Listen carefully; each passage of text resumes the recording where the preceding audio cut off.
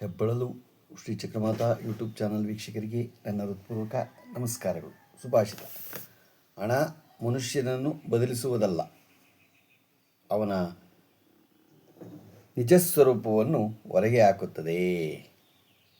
ಹಣ ಮನುಷ್ಯನನ್ನು ಬದಲಾಯಿಸುವುದಿಲ್ಲ, ಅವನ ಏನು ಮಾಡುತ್ತೆ ಅಂದರೆ ಅವನ ನಿಜ ಸ್ವರೂಪವನ್ನು ಹೊರಗೆ ಹಾಕತ್ತೆ. ಎಷ್ಟು ಚೆನ್ನಾಗಿದೆ ನೋಡಿ. ಇವತ್ತು ನಾವು ದಿನಪಂಚಾಂಗಕ್ಕಿಂತ ಮುಂಚೆ ಪಕ್ಷಿರಾಜ ಗರುಡ ಅಷ್ಟೋತ್ತರ ಪಠಿಸೋದ್ರಿಂದ ಏನೇನು, ಶತನಾಮವಳಿ ಪಠಿಸೋದ್ರಿಂದ ಏನೇನು ಲಾಭ ಅಂತದ್ದು. ಭಕ್ತರಿಗೆ ಅಪಾರವಾದ ಧೈರ್ಯ ಮತ್ತು ರಕ್ಷಣೆಯನ್ನು ನೀಡುವ ಶಕ್ತಿಯುತವಾದ ಸ್ತೋತ್ರ ಅದು. ಇದರ ಪ್ರಮುಖ ಪ್ರಯೋಜನಗಳು ಮತ್ತು ಫಲಗಳು ಏನಂತೇವೆ ಅಂದರೆ, ವಿಷಭಯ ನಿವಾರಣೆ ಮತ್ತು ಚೇಳುಗಳಂತಹ ಚೇಳುಗಳಂತಹ ಭಯವನ್ನು ವಿಷಜಂತುಗಳ ಭಯವನ್ನು ದೂರ ಮಾಡಲು ಮತ್ತು ಅವುಗಳ ಕಡಿತದಿಂದ ಉಂಟಾಗುವ ವಿಷದ ಪರಿಣಾಮಗಳು ಕಡಿಮೆ ಮಾಡಲು ಈ ಸ್ತೋತ್ರ ಸಹಕಾರಿಯಾಗಿದೆ. ಸರ್ಪದೋಷ ಶಾಂತಿ ಜಾತಕದಲ್ಲಿರುವ ಸರ್ಪದೋಷ ಅಥವಾ ನಾಗದೋಷದ ಪರಿಣಾಮಗಳನ್ನು ಕಡಿಮೆ ಮಾಡಲು ಗರುಡ ಅಷ್ಟೋತ್ತರ ಪಠಣವು ಅತ್ಯಂತ ಪ್ರಾಶಸ್ತ್ಯ. ಆರೋಗ್ಯ ವೃದ್ಧಿ, ಚರ್ಮದ ಕಾಯಿಲೆಗಳಾದ ಸೋರಿಯಾಸಿಸ್, ಎಸ್ಟಿಮಾ ಮುಂತಾದವುಗಳಿಂದ ಮುಕ್ತಿ ಪಡೆಯಲು ಮತ್ತು ದೀರ್ಘಾಯುಷ್ಯವಾಗಿ ಇದನ್ನು ಪಠಿಸಲಾಗುವುದು. ಮತ್ತು ರಕ್ಷಣೆ ಮತ್ತು ಆತ್ಮವಿಶ್ವಾಸ, ದುಷ್ಟಶಕ್ತಿಗಳು, ಕಣ್ಣು, ದೃಷ್ಟಿ ಮತ್ತು ನಕಾರಾತ್ಮಕ ಶಕ್ತಿಗಳಿಂದ ರಕ್ಷಣೆ ನೀಡುತ್ತದೆ. ಇದು ಭಕ್ತರಲ್ಲಿ ಧೈರ್ಯ ಮತ್ತು ಆತ್ಮವಿಶ್ವಾಸವನ್ನು ಹೆಚ್ಚಿಗೆ ಮಾಡುತ್ತೆ. ಗೊತ್ತಾಯ್ತಾ? ಹೆಚ್ಚಿಗೆ ಮಾಡೋದ್ರಿಂದ ನಾವು ಈ ಮಂತ್ರವನ್ನು ಪಠಿಸಿದ್ರೆ ಒಳ್ಳೆಯದು. ಪ್ರಯಾಣದ ಸುರಕ್ಷತೆಗೆ, ಪ್ರಯಾಣದ ಸಮಯದಲ್ಲಿ ಅಪಘಾತಗಳಿಂದ ಪಾರಾಗಲು ಮತ್ತು ಸುರಕ್ಷಿತ ಪ್ರಯಾಣಕ್ಕಾಗಿ ಗರುಡ ಸ್ಮರಣೆ ಮಾಡುವುದು ಒಳ್ಳೆಯದು. ವಾಹನ ಭಾಗ್ಯ, ಇದನ್ನು ಭಕ್ತಿಯಿಂದ ಪಠಿಸುವುದರಿಂದ ಸ್ವಂತ ವಾಹನ ಖರೀದಿಸುವ ಯೋಗ ಬರುತ್ತದೆ ಎಂಬ ನಂಬಿಕೆ ಇದೆ. ಭಕ್ತಿ ಮತ್ತು ಶ್ರದ್ಧೆಯುಳ್ಳ ಯಾವುದೇ ವ್ಯಕ್ತಿ, ಪುರುಷ, ಮಹಿಳೆಯರು ಅಥವಾ ಮಕ್ಕಳು ಇದನ್ನು ಪಠಿಸಬಹುದು. ವಿಶೇಷವಾಗಿ ಸರ್ಪದೋಷ ಇರುವವರು, ಚರ್ಮದ ಸಮಸ್ಯೆ ಎದುರಿಸುತ್ತಿರುವವರು ಅಥವಾ ಮನಸ್ಸಿನಲ್ಲಿ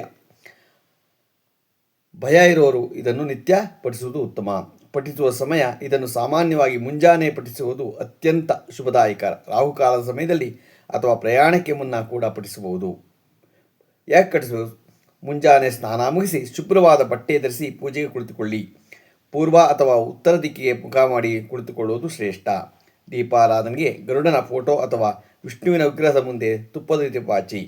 ಗರುಡನು ವಿಷ್ಣುವಿನ ವಾಹನವಾದ್ದರಿಂದ ವಿಷ್ಣುವಿನ ಪೂಜೆಯೊಂದಿಗೆ ಇದನ್ನು ಮಾಡುವುದು ಹೆಚ್ಚು ಫಲಪ್ರದ.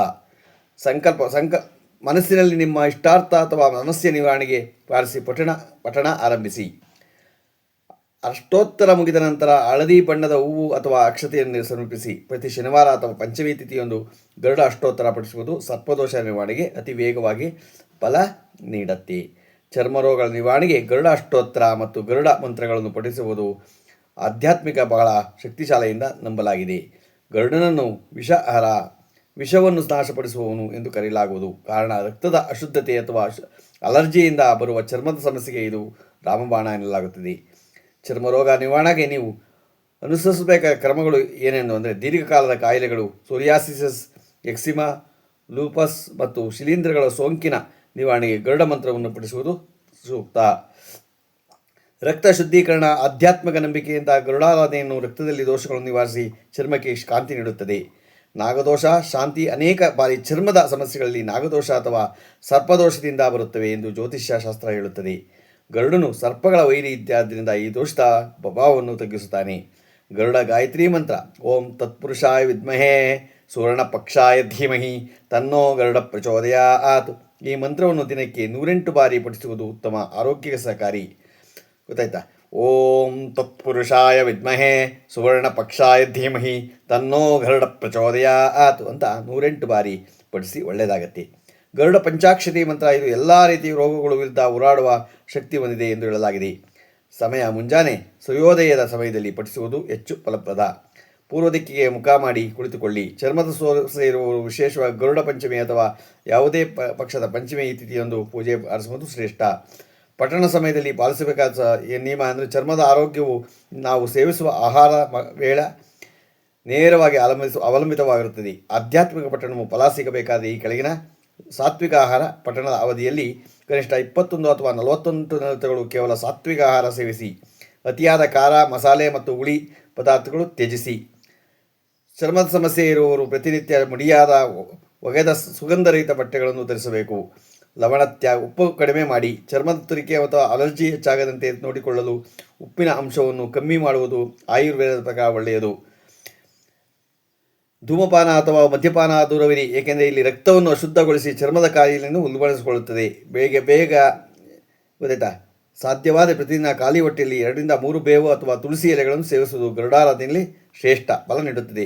ಗರುಡನ್ನು ಪಕ್ಷಿರಾಜ ಎಂದು ಕರೆಯುತ್ತಾರೆ. ಈ ಮಂತ್ರವನ್ನು ಪಠಿಸುವ ಪಕ್ಷಿಗಳಿಗೆ ಧ್ಯಾನ ಅಥವಾ ನೀರನ್ನು ನೀಡುವುದರಿಂದ ನಿಮ್ಮ ಪ್ರಾರ್ಥನೆಗೆ ಹೆಚ್ಚು ಶಕ್ತಿ ದೊರೆಯುತ್ತೆ. ಅದರಿಂದ ನೀವು ಯಾವಾಗಲೂ ನಾವು ಚರ್ಮಕಾಲಿಯನ್ನು ವಾಸಿ ಮಾಡ್ಕೋಬೇಕಾದ್ರೆ ನಾವು ರಕ್ತ ಶುದ್ಧಿ ಆಗಬೇಕು. ಗೊತ್ತಾಯ್ತಾ? ಬ್ಲಡ್ ಸರ್ಕ್ಯುಲೇಷನ್ ಆದರೆ ಎಲ್ಲನೂ ಆಗುತ್ತೆ. ಅದರಿಂದ ಈ ಮಂತ್ರವನ್ನು ಪಠಣೆ ಮಾಡಿ ಅಂತ ಓಂ ತತ್ಪುರುಷಾಯ ವಿದ್ಮಹೇ ಮಹಾ ಸುವರ್ಣ ಪಕ್ಷಾಯ ಧೀಮಹಿ ತನ್ನೋ ಗರುಡ ಪ್ರಚೋದಯಾತ್ ಅಂತ ಇಂದೋರು ಹೇಳಿದ್ದಾರೆ. ನಾವು ಯಾವುದೇ ಆಗಲಿ ಈ ನಮ್ಮ ಹಿಂದೂ ಧರ್ಮವನ್ನು, ನಮ್ಮ ಸನಾತನ ಧರ್ಮದ ಹಿಂದೂ ಧರ್ಮವನ್ನು ಬಿಡಬೇಡಿ, ನಾವು ಕಟ್ಕೊಂಡು ಇವನ್ನೆಲ್ಲ ಮಾಡಿದ್ರೆ ಒಳ್ಳೆಯದಾಗತ್ತೆ ಅಂತ ಇಂದೋರು ಹೇಳಿದ್ದಾರೆ.